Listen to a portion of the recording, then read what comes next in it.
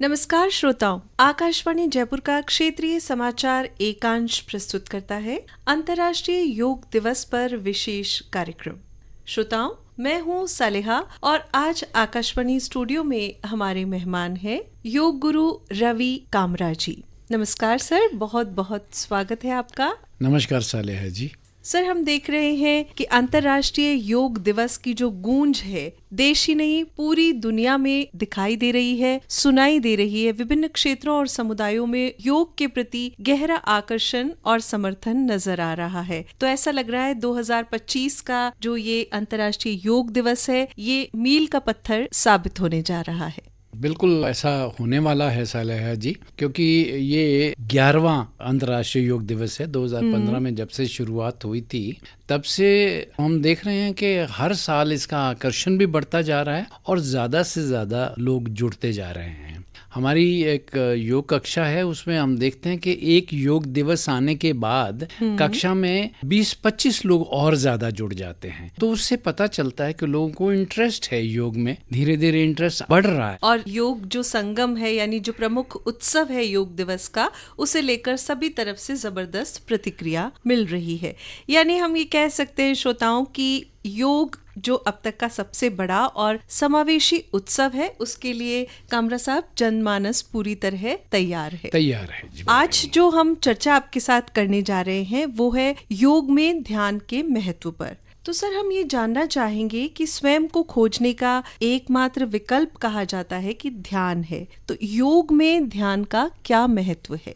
जैसे आपने भी सुना ही होगा कि पतंजलि ने 8 सूत्र दिए योग के, यम, नियम, आसन, प्राणायाम, प्रत्याहार, धारणा, ध्यान, समाधि। तो ये जो ध्यान है, ध्यान हालांकि 7वां इसका सूत्र है, लेकिन ये योग की आप यूं माने तो एक मंजिल है। अगर ध्यान की तरफ योग नहीं लेके जा पाता, अगर उधर का रास्ता ही नहीं बनता, तो फिर ये केवल फिजिकल एक्सरसाइज रह जाती है। योग में प्राणायाम तक तो सब कर लेते हैं, लेकिन प्रत्याहार, छोड़ देना, छोड़ पाना किसी चीज को, अपने को उस चीज से अलग कर पाना जो जरूरत नहीं है हमें, उसकी तरफ लोग कम जा पाते हैं। मैं कुछ शब्दों में इस तरह से कहना चाहूंगा जी कि सरल दिखना सरल है, सरल लिखना सरल है, सरल बोलना सरल है, लेकिन सरल होना उतना सरल नहीं है। सरल होना वाकई बहुत कठिन है। बहुत ही सुंदर। और हम ये चाहेंगे कि आप श्रोताओं को बताएं कि क्या आपने भी मन की स्थिरता, चित्त की स्थिरता की बात की, तो क्या वही ध्यान योग है?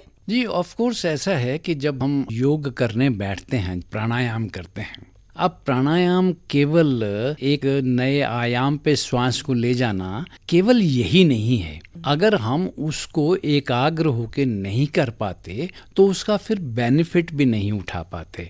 ध्यान में ऑटोमेटिकली चला जाता है इंसान। जब अच्छा प्राणायाम करता है तो ऑटोमेटिकली ध्यान भी लगना शुरू हो जाता है। कईयों को ये प्रॉब्लम जरूर आती है कि उस समय नींद महसूस होने लग जाती है, लेकिन अगर उसको धीरे धीरे नींद को भी वो फाइट कर लेते हैं और अपना लगातार करते रहते हैं, तो वो धीरे धीरे फिर नींद से हट के ध्यान की तरफ जाना शुरू हो जाते हैं। ध्यान लग जाना, ध्यान करना या ध्यान के बारे में सोचना, ये सारी कोई अलग अलग चीजें नहीं है, ये एक प्रक्रिया है। ध्यान कोई एक ऐसी चीज नहीं है कि किसी को कहेंगे तुम ध्यान करो, तो ध्यान कोई ऐसी चीज नहीं है। मैं तो ये कहता हूँ कि इसको बाई प्रोडक्ट भी नहीं कहा जा सकता, ये तो फाइनल प्रोडक्ट है। अगर आप प्राणायाम करने या योग करने बैठेंगे और जितना आप अंदर उतर पाएंगे, जो प्राणायाम करने बैठता है अगर वो अपने अंदर नहीं उतर पाता, इसलिए हम जब भी योग करवाते हैं तो हम कह देते हैं कि आंखें बंद कर लीजिए। आंखें बंद करने से उसका बाहर का कनेक्शन कटने के साथ साथ अंदर से कनेक्शन जुड़ जाता है। जब अंदर कनेक्शन जुड़ता है तो शुरू में तो उसको सिर्फ ऐसा महसूस होता है कि अपने शरीर के बारे में सोच रहा है कि मेरा अंदर, अगर आंखें बंद हैं तो मेरा ध्यान कहाँ पर है। हम कहते हैं आज्ञा चक्र पे अपना ध्यान रख लो, तो आज्ञा चक्र से वो और अंदर कैसे उतर पाता है। वो धीरे धीरे ध्यान की तरफ जब जाता है तो उसको अपनी ही गहराई महसूस होने लग जाती है। हमारे अंदर जो प्रभु विराजमान है, एक बार जब ध्यान में बैठ जाता है कोई योग करते हुए, तो अपने ही प्रभु से मुलाकात भी होती है। एक बड़ा अच्छा किसी मुनि ने कहा मेरे को कि कुछ होता होता है तो कुछ होता है। जब आप योग करेंगे, अंदर उतरेंगे, फिर ध्यान भी लगेगा। ऐसा नहीं है कि ध्यान कोई स्विच है कि जिसको ऑन कर लिया तो फिर बस ध्यान लग गया, नहीं। सर, आपने भी कहा कि ध्यान जो है वो प्रक्रिया है। अगर अंतर की बात करें तो हम ये कह सकते हैं कि योगाभ्यास है वो एक तरीके का शारीरिक अभ्यास है और ध्यान जो है एक तरीके की मानसिक अवस्था है। क्या इस तरह हम इन दोनों का अंतर कर सकते हैं? देखिए, जिसको योग कहा जाता है ये समावेश है कि आप तन से मन को और मन से अपनी आत्मा को कैसे जोड़ते हैं। तो सिर्फ तन तक चीज रह जाती है तो वो एक्सरसाइज है, वो किसी भी रूप में कर लें, स्विमिंग कर लें, गेम खेल लें, जिम कर लें। लेकिन अगर आप उसको अपने मन के साथ जोड़ रहे हो तो योग की तरफ एक कदम और बढ़ जाता है। और फिर आगे जैसे पतंजलि के सूत्र हैं कि धारणा ध्यान समाधि की तरफ जाता है आदमी, तो फिर वो वास्तव में योग कहलाता है। योग केवल शारीरिक व्यायाम नहीं है, ये एक ऐसी विधा है जो जीवन जीने की एक कला है। मैं तो ऐसा समझा करता हूँ कि हमें कई बार महसूस तो होता है कि कोई मेरे से पूछे कि आप कहाँ रहते हैं तो मैं अपने घर का पता बताऊंगा, लेकिन वास्तव में तो हम रहते तो हम इस घर में जो आपके सामने है, जिसमें इस समय मैं रह रहा हूँ, 24 घंटे, इसमें 24 घंटे रहते हैं और मन के साथ रहते हैं। हम इसमें मन को या अपनी आत्मा को अलग करके नहीं जीते, इसी में रहते हैं। तो मैं तो समझता हूँ कि अगर इंसान उस लेवल तक पहुंच जाए, वो तो सारा दिन ही ध्यान में है। वो जब अपने आप से जुड़ जाता है कोई भी इंसान, एक अच्छी आदत पड़ जाती है। स्वामी जी कहते हैं कि एक अच्छी आदत पड़ जाना, केवल सुबह उठने की एक अच्छी आदत पड़ जाती है तो वो आपको अपने आप ध्यान तक भी ले जाती है। क्योंकि आप अगर डिस्टर्ब्ड रहेंगे तो फिर ध्यान की कोशिश भी कर लें तो ध्यान लग नहीं सकता। सर, अभी आपने बात कही कि सुबह उठने की अच्छी आदत, तो सर ध्यान करने के लिए आपको क्या लगता है कि सर्वोत्तम समय कौन सा है? ध्यान के लिए कुदरती बात है कि अगर आसपास पीस है, इत्मीनान से आप बैठे हैं तो वो अपने समय में भी बैठ सकेंगे। अगर ऑफिस का समय है, भागना है, तो उस समय तो ध्यान नहीं लग सकता। घर का काम करना है तो उस समय तो ध्यान नहीं लग सकता। बच्चों के स्कूल जाने का टाइम है तो ध्यान तो नहीं लग सकता। ध्यान तो उसी समय लग पाएगा जब समय हमारा है, और वो है अर्ली मॉर्निंग। उस समय किसी भी किस्म की कोई भी नेगेटिविटी होती ही नहीं है इंसान में। ब्रह्म मुहूर्त इसीलिए उसको कहा गया है कि उस समय आपके विचार भी ऐसे होते हैं और आपको हर तरफ से एक आजादी है कि अगर आप बैठना चाहें तो आराम से बैठ सकते हैं। इसलिए नॉर्मली कहा जाता है कि योग सुबह सुबह करना चाहिए, लेकिन मैं तो ये भी मानता हूँ कि योग करना जरूर चाहिए। जिसको रात की ड्यूटी है उसको सुबह जाके रेस्ट करना पड़ेगा, और 11 बजे जब उठ के योग करे तो फिर भी कर लेना चाहिए। यानी अपनी सहूलियत के हिसाब से भी हम इसको निर्धारित कर सकते हैं समय को। सर, अगर बात करें आजकल एक प्रचार माध्यमों की, तो योग के प्रति जो जागरूकता है वो दिनों दिन बढ़ती जा रही है, उसकी लोकप्रियता भी बहुत बढ़ती जा रही है।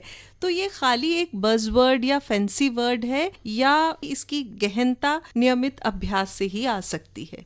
मैं ऐसा मानता हूँ कि कोई चीज जितनी प्रचलित होती है, जैसे वो कहते हैं ना कि जो दिखेगा वो बिकेगा, तो अगर योग की चर्चा हो रही है तो योग पे चर्चा होते होते उसकी तरफ ध्यान भी जाना शुरू हो जाता है, उसको करना भी शुरू हो जाता है। नेट रिजल्ट क्या होता है कि योग होना शुरू हो जाता है। अगर चर्चा ही नहीं होगी, जैसे योग दिवस होने से पहले या आज के जो नया प्रचार होना शुरू हुआ है योग का, जिसको आप कह रहे हैं, उससे पहले तो यही माना जाता था ना कि योग कुछ ब्रह्मचारियों के लिए है, या जो गुफाओं में जो बैठ के कंदराओं में बैठ के करते हैं योग, उनके लिए। योग आम साधारण आदमी के लिए है ही नहीं। तो यहाँ हम जरूर ये कहना चाहेंगे कि प्रधानमंत्री नरेंद्र मोदी जी ने इसे वैश्विक मान्यता दी है और ये श्रेय उन्हें जाता है कि आज 150 देशों में योग का प्रचार प्रसार बढ़ा है। कितनी बड़ी बात है जी। मतलब आज ये कहना कि हम तो सुबह योग करते हैं, जैसे आपने खुद ही कहा है कि ये फैशन माना जाता है। मैं कहता हूँ फैशन ही सही, लेकिन कम से कम एक अच्छी चीज का फैशन तो है।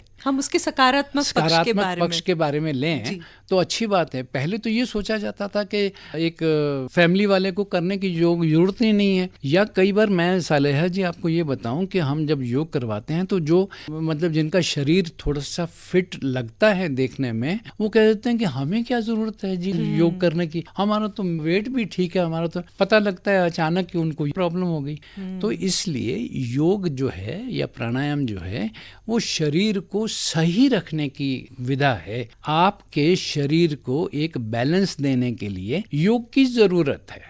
आपने बैलेंस की, संतुलन की बात कही, तो क्या आपको लगता है कि ध्यान करने से जो व्यक्ति होता है उसकी मानसिक संरचना में भी बदलाव आता है चित्त शुद्धि के साथ साथ? कुदरती बात है जी, चित्त शुद्धि होगी तो उसके एक्शन जो हैं, उसके थॉट प्रोसेस जो है वो उसी साइड में तो जाएगी।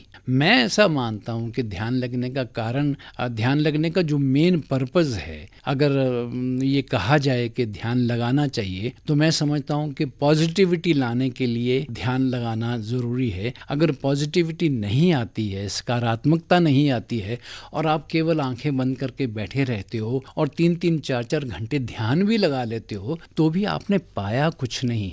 सर, आजकल जो नशे की लत भी हम देखते हैं कि बहुत सामान्य सी बात हो गई है, तो क्या युवाओं को नशे की लत से दूर रखने में, उससे व्यसनों से मुक्ति पाने में, उनसे लड़ने में भी योग और ध्यान सहायक है, मददगार है? सलेहा जी, जैसे आप देखें कि जहाँ कहीं सफाई है तो वहाँ कोई और कचरा फेंकने को दिल नहीं करता, लेकिन जहाँ खूब कचरा पड़ा तो उसमें आराम से और फेंक दिया जाता है। तो मैं समझता हूँ कि योग जब करता है आदमी तो योग करने से जो सकारात्मकता अंदर अपने आती है तो व्यसन से अपने आप दूर होने लग जाता है, क्योंकि उसको जो अपने अंदर सफाई नजर आने लग जाती है ना, उसका दिल नहीं करता कि मैं ये चीज भी करूँ। वो कहता है जब उसके साथ रह के इतना सुख मिल रहा है तो व्यसन से सुख कोई मिलेगा ये जरूरी नहीं। तो मैं ऐसा समझता हूँ कि हर ब्राइट पहलू योग के माध्यम से आना लग जाता है। अभी आपने एक बात कही कि हर उज्जवल पहलू योग के माध्यम से धीरे धीरे निखरने लगता है। तो हम बात ये करेंगे कि ये तो योग के फायदों की हुई। अगर सर किसी ने कभी योग और ध्यान नहीं किया है तो उसके लिए आप क्या बताना चाहेंगे कि उसे कैसे शुरुआत करनी चाहिए? इसकी कोई क्या खास नियम है? योग करने के लिए मैं ऐसा समझता हूँ कि एक साथ ज़रूरी है। अगर आपके आसपास कोई योग करने वाला कोई ग्रुप है, कोई क्लास लगती है योग की, तो उसमें बैठ के करना शुरू करेंगे तो एक तो आपको बोरियत नहीं होगी, दूसरा उसकी कंटिन्यूटी बनी रहेगी और तीसरा आप सीख अच्छा पाएंगे, क्योंकि अकेले बैठे तो जैसा करेंगे वैसा हो रहा है। तो फिर थोड़े दिनों बाद आपको ये लगने लग जाएगा कि कोई मेरे को फ़ायदा तो हुआ नहीं। फ़ायदा इसलिए नहीं हुआ क्योंकि सही हो नहीं रहा था। तो जब योग की कक्षा के साथ या योग ट्रेनर के साथ करेंगे तो उससे डबल लाभ होगा, सीख भी पाएंगे और कंटिन्यूटी भी बनी रहेगी। तो इस तरीके से श्रोताओं, रवि सर ने हमें बताया कि ध्यान मन, शरीर और आत्मा के बीच एक सामंजस्य और संतुलन स्थापित करने की प्रक्रिया है।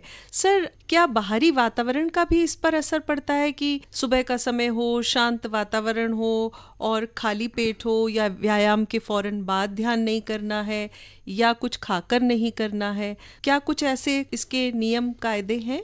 नियम कायदे ऑफ कोर्स होते हैं, लेकिन सालेहा जी मैं नियम कायदों के बारे में बहुत ज़्यादा सोचता नहीं, क्योंकि मेरे को ऐसा लगता है कि खुद का शरीर, खुद का मन आपका बेस्ट गाइड होता है। वो बता देता है कि अगर आपने आसन किए हैं और उसके बाद ध्यान नहीं लग रहा तो इसमें नियम क्या करेगा। आपको पता लग रहा है कि नहीं लग रहा ध्यान इस समय, तो थोड़ी देर बाद लग जाएगा।